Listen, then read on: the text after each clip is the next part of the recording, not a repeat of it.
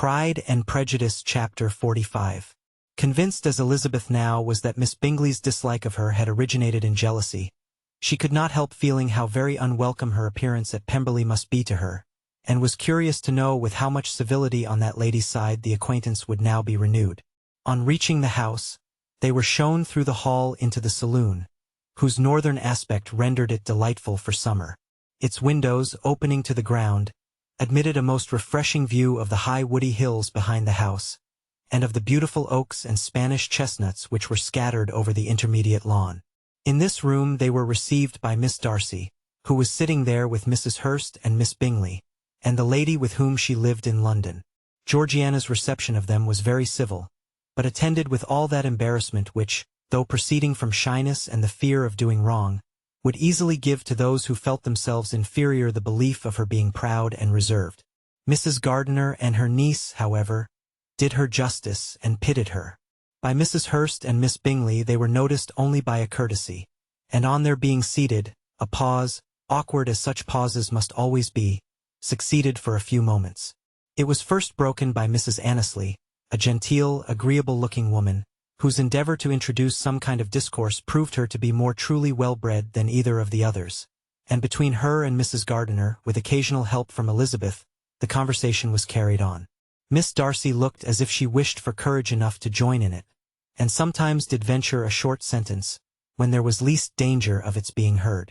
Elizabeth soon saw that she was herself closely watched by Miss Bingley, and that she could not speak a word, especially to Miss Darcy, without calling her attention. This observation would not have prevented her from trying to talk to the latter, had they not been seated at an inconvenient distance, but she was not sorry to be spared the necessity of saying much. Her own thoughts were employing her. She expected every moment that some of the gentlemen would enter the room. She wished, she feared, that the master of the house might be amongst them, and whether she wished or feared it most, she could scarcely determine. After sitting in this manner a quarter of an hour, without hearing Miss Bingley's voice, Elizabeth was roused by receiving from her a cold inquiry after the health of her family. She answered with equal indifference and brevity, and the other said no more. The next variation which their visit afforded was produced by the entrance of servants with cold meat, cake, and a variety of all the finest fruits in season, but this did not take place till after many a significant look and smile from Mrs. Annesley to Miss Darcy had been given, to remind her of her post. There was now employment for the whole party, for though they could not all talk, they could all eat, and the beautiful pyramids of grapes, nectarines, and peaches soon collected them round the table.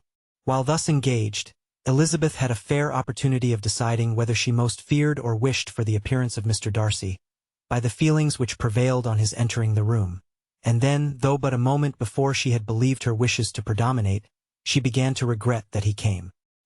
He had been some time with Mr. Gardiner, who, with 2 or 3 other gentlemen from the house, was engaged by the river, and had left him only on learning that the ladies of the family intended a visit to Georgiana that morning. No sooner did he appear, than Elizabeth wisely resolved to be perfectly easy and unembarrassed, a resolution the more necessary to be made, but perhaps not the more easily kept, because she saw that the suspicions of the whole party were awakened against them, and that there was scarcely an eye which did not watch his behavior when he first came into the room. In no countenance was attentive curiosity so strongly marked as in Miss Bingley's, in spite of the smiles which overspread her face whenever she spoke to one of its objects. For jealousy had not yet made her desperate, and her attentions to Mr. Darcy were by no means over.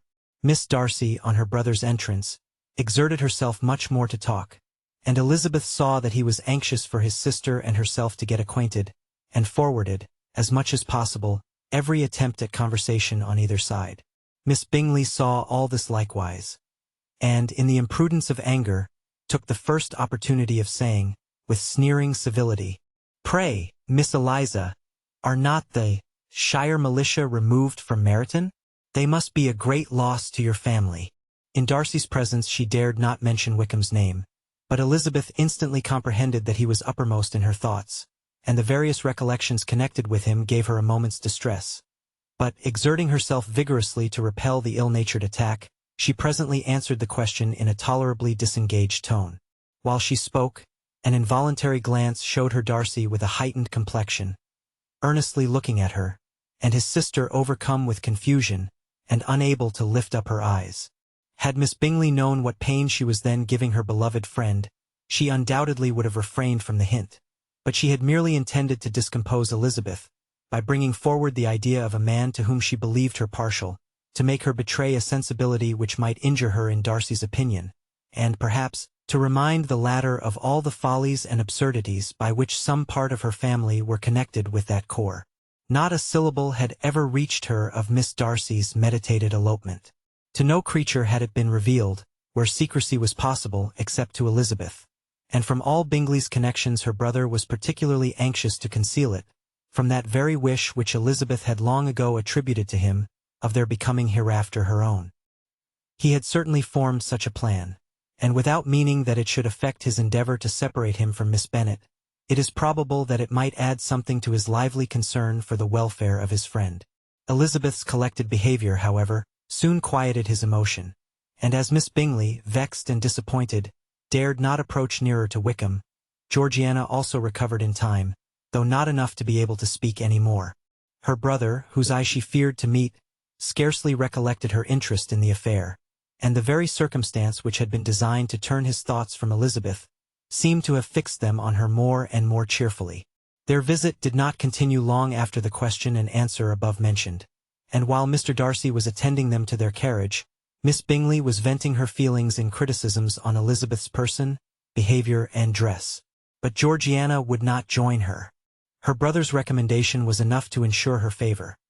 His judgment could not err, and he had spoken in such terms of Elizabeth as to leave Georgiana without the power of finding her otherwise than lovely and amiable. When Darcy returned to the saloon, Miss Bingley could not help repeating to him some part of what she had been saying to his sister. "How very ill Eliza Bennet looks this morning, Mr. Darcy," she cried. "I never in my life saw anyone so much altered as she is since the winter.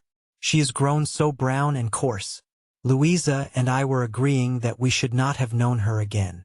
However little Mr. Darcy might have liked such an address, he contented himself with coolly replying that he perceived no other alteration than her being rather tanned, no miraculous consequence of traveling in the summer. "For my own part," she rejoined, "I must confess that I never could see any beauty in her. Her face is too thin, her complexion has no brilliancy, and her features are not at all handsome. Her nose wants character. There is nothing marked in its lines. Her teeth are tolerable, but not out of the common way, and as for her eyes, which have sometimes been called so fine, I never could perceive anything extraordinary in them. They have a sharp, shrewish look, which I do not like at all. And in her air altogether, there is a self-sufficiency without fashion, which is intolerable." Persuaded as Miss Bingley was that Darcy admired Elizabeth, this was not the best method of recommending herself. But angry people are not always wise, and in seeing him at last look somewhat nettled, she had all the success she expected. He was resolutely silent, however, and, from a determination of making him speak, she continued, "I remember, when we first knew her in Hertfordshire, how amazed we all were to find that she was a reputed beauty, and I particularly recollect your saying one night, after they had been dining at Netherfield, 'She a beauty! I should as soon call her mother a wit.' But afterwards she seemed to improve on you, and I believe you thought her rather pretty at one time." "Yes," replied Darcy, who could contain himself no longer. "But that was only when I first knew her, for it is many months since I have considered her as one of the handsomest women of my acquaintance." He then went away, and Miss Bingley was left to all the satisfaction of having forced him to say what gave no one any pain but herself. Mrs. Gardiner and Elizabeth talked of all that had occurred during their visit, as they returned, except what had particularly interested them both. The looks and behavior of everybody they had seen were discussed, except of the person who had mostly engaged their attention. They talked of his sister, his friends, his house, his fruit, of everything but himself. Yet Elizabeth was longing to know what Mrs. Gardiner thought of him, and Mrs. Gardiner would have been highly gratified by her niece's beginning the subject.